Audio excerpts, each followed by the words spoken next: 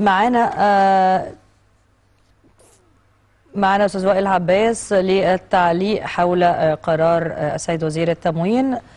أستاذ وائل، معاون وزير التموين، مساء الخير، أهلا وسهلا بك. أهلا، مساء الخير على حضرتك وعلى السادة المشاهدين. أهلا وسهلا.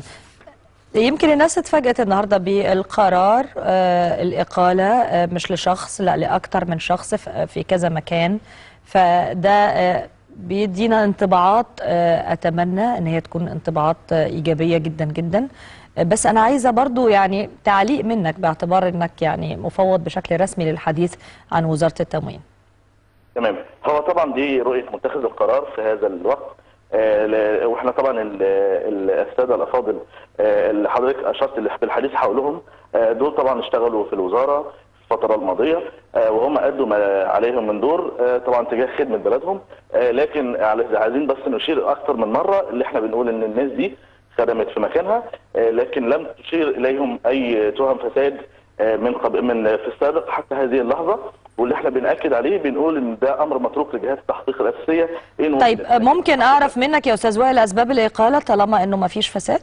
هي دي رؤيه متخذ القرار في ضخ دماء جديده في هذه الاماكن، يعني دي رؤيه متخذ القرار، وهذا امر متروك في ايده ان هو حضرتك متخذ القرار يرى ما يراه في ضخ دماء جديده في القيادات التي تنفذ رؤيته ورؤيه الدوله. يعني الاقاله مجرد تغيير لكن ما فيش اسباب اخرى، يعني هل هم كانوا بيعملوا في مكانهم بكفاءه؟ هو رؤيه فندم متخذ القرار ان شاء الله ان في ضخ دماء جديده تعمل بكفاءه اكثر في هذه الاماكن. يعني انا فريق الاعداد اللي معايا ناس كفء وناس زي الفل وعلى راسي من فوق، جيت فجاه تاني يوم قلت لا انا عايزه دماء جديده، فرحت جايبه فريق جديد. فهل في ده في منطق يا فندم؟ انا عايزه اعرف الاسباب يا فندم. ما هو الاسباب انا بقول لحضرتك رؤيه متخذ القرار. طيب الناس اللي هتيجي جديد دي او الناس اللي موجوده، في ناس هتقدر تدي اكتر في المكان ده. تمام، علشان كده حضرتك ده تم الضخ بدماء جديده في هذه الاماكن. تمام. اشكرك شكرا جزيلا استاذ وائل عباس، معاون السيد وزير التموين.